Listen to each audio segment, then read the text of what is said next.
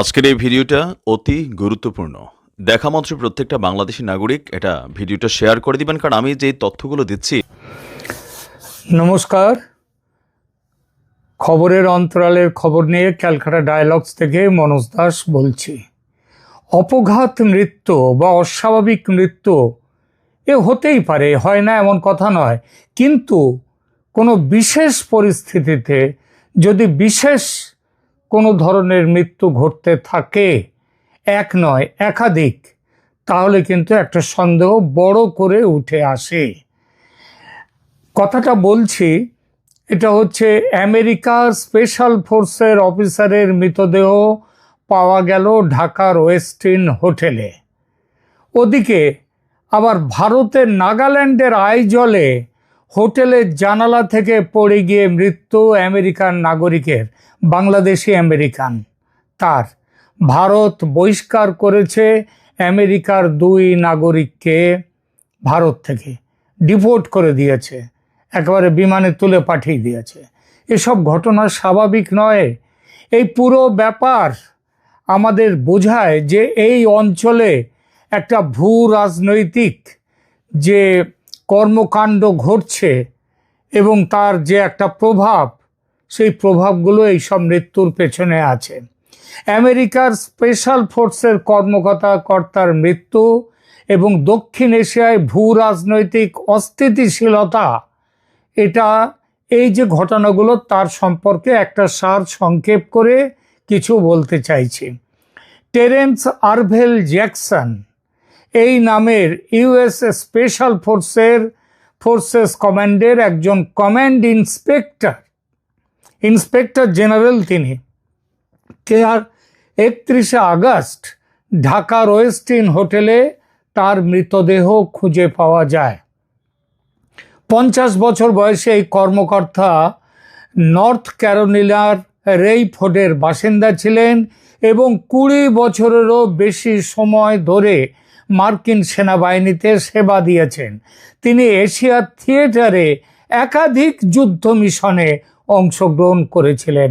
তিনি কেন বাংলাদেশে এলেন, কেন ঢাকায় গিয়েছিলেন, কাদের সাথে যোগাযোগ করেছেন, মিটিং করেছেন, তাহলে কি যুদ্ধ মিশনে অংশগ্রহণ করবার মুখে এসছেন তিনি? এবং বাংলাদেশ কি সেই যুদ্ধের পটভূমিকায় এসে গেছে?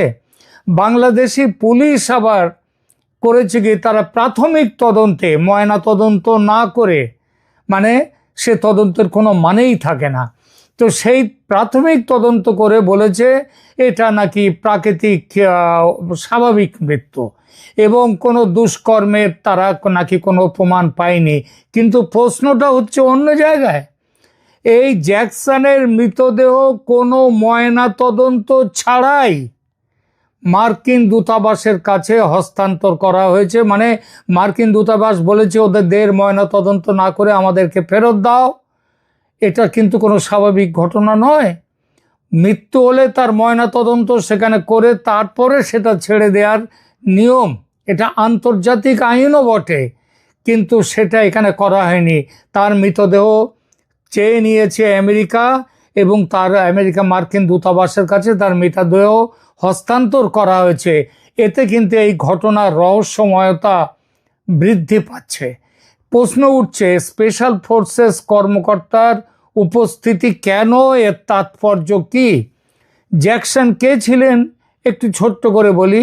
প্রথম স্পেশাল ফোর্সেস কমান্ড এয়ারবর্ন, মানে বিমান বাহিনীর এর অধীনে তিনি কাজ করতেন এবং এটা হচ্ছে ফোর্ট ব্র্যাগ, নর্থ ক্যারোলিনায় এই কমান্ডটা সেখানে। এই ইউনিট USSOCOM ভৌগোলিক কমব্যাট কমান্ডার এবং অন্যান্য মার্কিন সরকারি সংস্থার সহায়তায় ফুল স্পেকট্রাম স্পেশাল অপারেশন পরিচালনার জন্য বিশেষভাবে শিক্ষাপ্রাপ্ত। জ্যাকসন কয়েক মাস ধরে একটি ব্যবসায়িক সফরে, মানে তিনি হচ্ছেন ওদের সেনা, তিনি বিমান বাহিনী, ওদের সেখানে স্পেশাল ফোর্স, কিন্তু জানা যাচ্ছে তার আসার কারণটা কি, ব্যবসায়িক সফর। সেই সফরে বাংলাদেশে কয়েক মাস ধরে অবস্থান করছিলেন এবং 29শে আগস্ট মানে বাংলাদেশের বিভিন্ন জায়গায় তিনি যাচ্ছিলেন এবং যাওয়া আসা করছিলেন। তিনি 29শে আগস্ট ওয়েস্টিন হোটেলে চেক ইন করেছিলেন। তার কার্যক্রম কি, কেন আসছেন, কোথায় ব্যবসায়িক কার্য, কার সাথে দেখা করছেন এবং কোন স্থানগুলো পরিদর্শন করছিলেন তা সব অস্পষ্ট রয়ে গেছে। এবং শোনা যাচ্ছে এখন আবার কয়েকদিন আগে ফাঁস হয়েছে যে বাংলাদেশ ট্যারিফ নিয়ে বাংলাদেশ ইউএসের সাথে যে গোপন চুক্তি করেছে, সেই গোপন চুক্তিতে বাংলাদেশের সার্বভৌমত্ব সেটা নষ্ট করা হয়েছে এবং সেখানে বহু কিছু জায়গাতে যে জিনিস দরকার নেই, বাংলাদেশ কিভাবে চলবে, তার ব্যবসা বাণিজ্য কিভাবে হবে, শুল্ক কিভাবে হবে, সব কিছু মার্কিনিরা ঠিক করে দেবে, সেইভাবে বাংলাদেশকে চলতে হবে। তাহলে বাংলাদেশে এই যে ব্যাপারগুলো, মার্কিন সাম্প্রতিক যেসব সামরিক কার্যক্রম দেখা গেছে সেইগুলোর ব্যাপারটা একটু বলা যাক। সাম্প্রতিক বিভিন্ন প্রতিবেদন থেকে বাংলাদেশে উল্লেখযোগ্য মার্কিন সামরিক উপস্থিতির ইঙ্গিত দেয়। জুন 2025-এ মার্কিন সেনাবাহিনী এবং বিমান বাহিনীর একটি বড় দল, উল্লেখযোগ্য দল, অপারেশন প্যাসিফিক অ্যাঞ্জেল 25 এবং টাইগার লাইটনিং 2025 নামে দুটি দ্বিপাক্ষিক মানে বাংলাদেশ এবং মার্কিন সামরিক মহড়ার জন্য বাংলাদেশে এসেছিল। এইসব অনুশীলনগুলো এগুলো কার অনুমতিতে হয়েছে?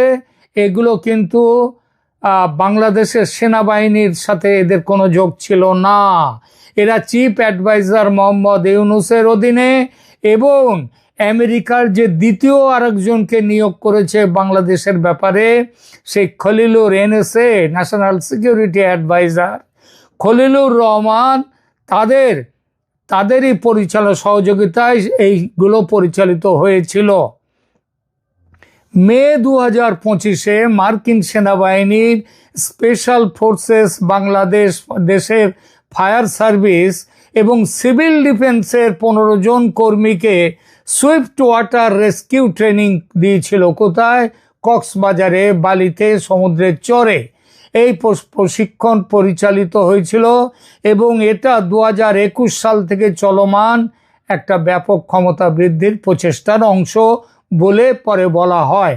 প্রাক্তন রাষ্ট্রদূত পিটার হাস মানে বাইডেনের আমলের রাষ্ট্রদূত, তিনিও আবার এই আমলে ডিপ স্টেটের ব্যবস্থাপনায় তিনি আবার নতুন করে এসছেন বাংলাদেশে। ভারতীয় গোয়েন্দা সংস্থাগুলো প্রাক্তন মার্কিন রাষ্ট্রদূত পিটার হাসের বারবার সফর নিয়ে উদ্বেগ প্রকাশ করেছে। বর্তমানে টেক্সাস ভিত্তিক এক্সেলারেট এনার্জির কৌশলগত উপদেষ্টা হিসেবে কর্মরত পিটার হাস গত 1 বছরে অন্তত, খেয়াল করবেন, গত 1 বছরে অন্তত 6 বার বাংলাদেশ সফর করেছেন। 5ই আগস্ট হাস কক্সবাজারে ন্যাশনাল সিটিজেন্স পার্টি বা NCP তার 5 নেতার সঙ্গে সাক্ষাৎ করেছেন বলে জানা গেছে। এরা ওই বৈষম্য বিরোধী ছাত্র আন্দোলনের সাথে সম্পর্কিত যে NCP পার্টি, তারই একটি জোট। এই জোট হচ্ছে আমেরিকার কাছাকাছি জোট। আবার এই NCPর আর একটা অংশ, তারা হচ্ছে আবার আমেরিকার বিরোধী জোটও রয়েছে। এই আন্দোলন বাংলাদেশের সাম্প্রতিক এই NCPর এরা এবং এই যে বৈষম্য বিরোধী ছাত্র আন্দোলন, এরা শেখ হাসিনার পতন ঘটিয়েছিল। এবং মনে রাখবেন, সেই পতনের পেছনে মার্কিনীদের যে হাত ছিল, এটা শেখ হাসিনা নয়, আজ এটা প্রশ্নাতীতভাবে এটা প্রমাণিত।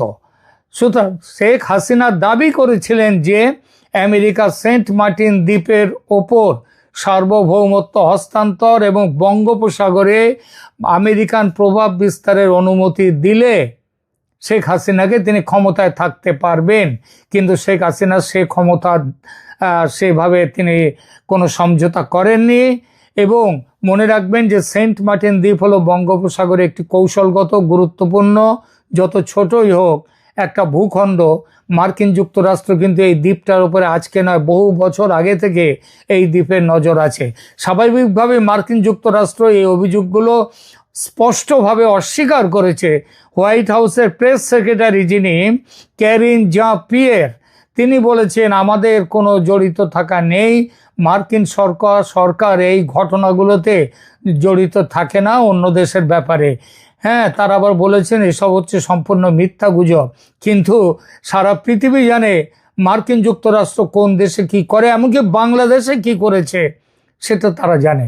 এই পরিস্থিতিতে এই যে যিনি এলেন এখানে সে মারা গেলেন, এবং এর সাথে আরও কিছু বলি, আইজল এবং নাগাল্যান্ডে সেখানেও কিন্তু আমেরিকান নাগরিকের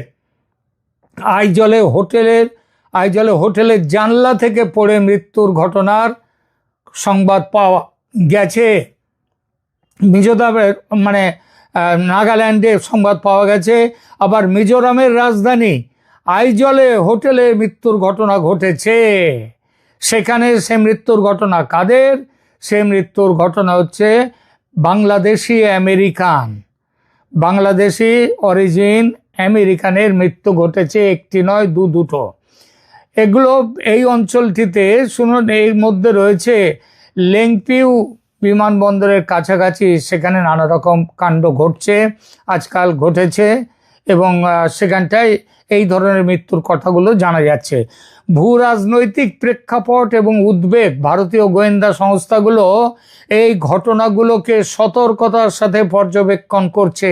বিশেষ করে দক্ষিণ এশিয়ায় মার্কিন কার্যক্রম যেভাবে বৃদ্ধি পেয়েছে এবং পাচ্ছে, এবং বাংলাদেশের সাম্প্রতিক রাজনৈতিক পরিবর্তনের প্রেক্ষাপটে সেখানে যেভাবে আমেরিকা এসে বসতে চাইছে, এবং মিয়ানমারে যে চলমান গৃহযুদ্ধ এবং সীমান্ত এলাকায় যে অস্থিতিশীলতা রয়েছে, সব মিলিয়ে বাংলাদেশ কিন্তু যুদ্ধের একটি নতুন থিয়েটারে এসে যাচ্ছে। এবং সেখানে এই ধরনের যে গুপ্ত হত্যা ইত্যাদি ব্যাপারগুলো না থাকার, এগুলো কোনো সাধারণ গুপ্ত হত্যা কিন্তু নয়, সাধারণ গুপ্ত হত্যা এগুলো নয়। কারণ এই গুপ্ত হত্যাগুলো সেগুলো নিয়ে এসছে আমেরিকার স্বার্থ, যাতে এখানে খুব বেশিভাবে না হতে পারে, আমেরিকা যাতে পা রাখতে না পারে বাংলাদেশে। এবং সেই সাথে সাথে ভারতের উত্তর পূর্বেও তারা যেভাবে একটি খ্রিস্টান ইহুদি রাজ্য তৈরি করবার জন্য চেষ্টা করছে, তার বিরুদ্ধে কিন্তু ভারত সতর্ক হয়ে কাজ করছে, এবং সরাসরি যুদ্ধে জড়িয়ে না পড়ে এইভাবে কিন্তু মৃত্যুর ঘটনা ঘটতে পারে। বর্তমান পরিস্থিতিতে মনে রাখতে হবে, এখন শোনা যাচ্ছে বাংলাদেশের যিনি প্রধান উপদেষ্টা অন্তর্বর্তী সরকারের মোহাম্মদ ইউনূস, তিনি আজকাল মৃত্যু ভয়ে কাঁপছেন। মৃত্যু ভয় শুধু ডক্টর ইউনূসের একার নয়, আজকে জেনারেল ওয়াকার, তারও মৃত্যু ভয় রয়েছে। এই যে সমস্ত ব্যাপারগুলো হচ্ছে, এই খবরগুলো ভারতের কোনো সংবাদপত্র দিচ্ছে না, কোনো সংবাদ মাধ্যম দিচ্ছে না। এই খবর বাংলাদেশের বিভিন্ন সোশ্যাল মিডিয়াতে তারা সেখানে চলে আসছে বাংলাদেশ থেকে। মুদ্রা কথা হলো, বর্তমান পরিস্থিতি দক্ষিণ এশিয়ায় ক্রমবর্ধমান ভূ রাজনৈতিক প্রতিযোগিতা যেটা শুরু হয়েছে বিভিন্ন পরাশক্তির মধ্যে, এটা তার প্রতিফলন। আর ওই যে ওয়েস্টিন হোটেলে জ্যাকসনের মৃত্যুর প্রকৃত কারণ কি, এবং এই অঞ্চলে মার্কিন স্পেশাল ফোর্সেস কেন আছে, তাদের কি উদ্দেশ্য, এটা কিন্তু মার্কিনিরা কিন্তু বলছে না, প্রকাশ করছে না। বাংলাদেশি কর্তৃপক্ষ প্রাকৃতিক মৃত্যুর কথা বলেছে, এটা ঠিকই, কিন্তু ময়না তদন্ত ছাড়াই মৃতদেহ হস্তান্তর এবং দূতাবাসের কর্মকর্তাদের দ্বারা তার সামগ্রী জব্দ করে নিয়েছে। ওর যে ওই জ্যাকসন, তার নামটা কি জানো, জ্যাকসনের হোটেলে তার যে সামগ্রী ছিল, তার যে ব্যাগ, তার কাগজপত্র, যেসব জিনিসপত্র তার ছিল, সেই জিনিসপত্র সাথে সাথে আমেরিকার দূতাবাস থেকে অত্যন্ত দ্রুততার সঙ্গে সেখানে চলে গিয়ে সব জিনিসগুলোকে তারা নিজেদের দখলে নিয়ে নিয়েছে, বাংলাদেশকে রাখতে দেয়নি, সঙ্গে রাখতে দেয়নি। কারা একে খুন করলো এই খুনের পেছনে কার হাত আছে, যদিও অনেকেই বলছে এর পেছনে রয়ের হাত থাকতে পারে, ভারতের গোয়েন্দা সংস্থা কিন্তু রয়ের কাছ থেকে যে খবর পাচ্ছি, মানে আমাদের এখান থেকে বিভিন্ন সূত্র থেকে, এখানে নেই, রয়ের পক্ষভুক্ত কেউ নয়, কিন্তু বাংলাদেশের ভেতরেই যারা আমেরিকার এই ধরনের বাংলাদেশে ঘাঁটি তৈরি করার প্রস্তাবের বিরুদ্ধে রয়েছে, তারা এই ঘটনাগুলো কিন্তু সহজভাবে মানতে পারছে না, এবং তারাও কেউ কিছু করতে পারে। এই সমস্ত ঘটনাগুলো একত্র হয়ে দক্ষিণ এশিয়ায় একটি জটিল নিরাপত্তা পরিবেশ তৈরি করেছে, যেখানে আঞ্চলিক শক্তিগুলো তাদের প্রভাব বিস্তার এবং কৌশলগত স্বার্থ রক্ষার জন্যে যা খুশি করার প্রতিযোগিতা করছে। আগামী দিনে একটি খুন নয়, আরও অনেক বড় কিছু হওয়ার সম্ভাবনা দেখা যাচ্ছে। এখনকার মতো এখানেই রাখছি। ধন্যবাদ।